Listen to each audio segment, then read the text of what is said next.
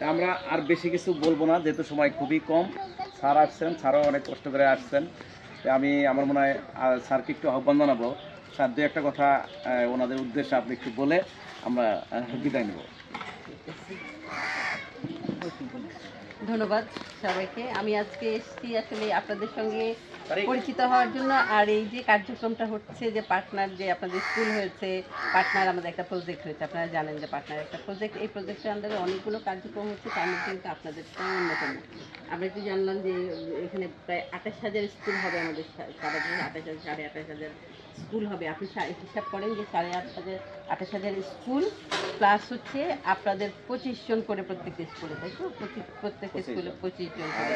তাহলে আমাদের কতটা কাভারেজ করা সম্ভব হবে? আর এই প্রজেক্টের যে আপনাদের স্কুলের জন্য যে ছোট করে যেটা বলি, যে আপনাদের সিলেকশনটা এত ভালো হয়েছে যে আমরা অনুধাবন করেছি যে পারিবারিক পুষ্টি বা সামাজিক পুষ্টি শুধুমাত্র মহিলাদের এম্পাওয়ারমেন্টের মাধ্যমে সম্ভব। কারণ হলো পুষ্টির যোগান আপনারা দেন, ঘরে রান্না বান্না যাই করেন আপনারা করেন, আপনারা সবাই যারা আছেন, পরিবারে যারা সদস্য আছেন, সবাই কিন্তু আপনাদের মাধ্যমে খাবারটা পেয়ে থাকি।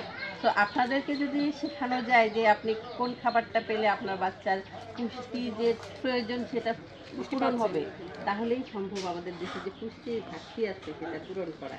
তো এই প্রজেক্টের মাধ্যমে এই জিনিসটা খুব ভালো একটা ইনিশিয়েটিভ নেওয়া হয়েছে, এবং আমার খুব ভালো লাগছে যে এই প্রত্যন্ত অঞ্চলে এসে আপনাদের যে প্রশিক্ষণ দেওয়া হচ্ছে আপনারা শিখেও ফেলেছেন।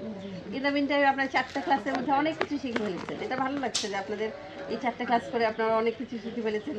আর আপনাদের এই 25 জনের মাধ্যমে কিন্তু আরও যারা আছেন, আপনাদের যারা আত্মীয় স্বজন আছেন, পাড়া প্রতিবেশী আছেন, আপনারা কিন্তু তাদের সবাইকে এটা শেখাবেন যে আপনারা কী শিখেছেন, তারাও কিন্তু আপনাদের মাধ্যমে শিখতে পারবে। শিখলে কি আমাদের পুরো সমাজটাই একসাথে কিন্তু পরিবর্তন করা সম্ভব হবে।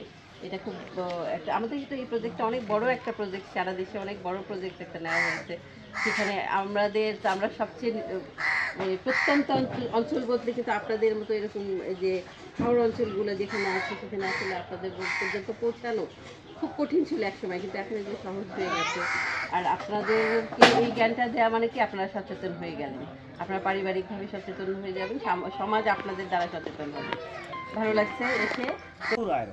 তাহলে আমাদের শিক্ষাটা হলো এরকম, যার যার সামর্থ্য অনুসারে সে পুষ্টি বিষয়ে জ্ঞান করবে, এবং সেখান থেকে সে ওইটাকে, যার মনে করেন যে কলিজা খাওয়ার সামর্থ্য নাই, সে কচুর শাক খাইতে পারবে, সে কলার থোর খাইতে পারবে, তাহলে তার এই রক্তের চাহিদা, আয়রনের চাহিদা মিটবে।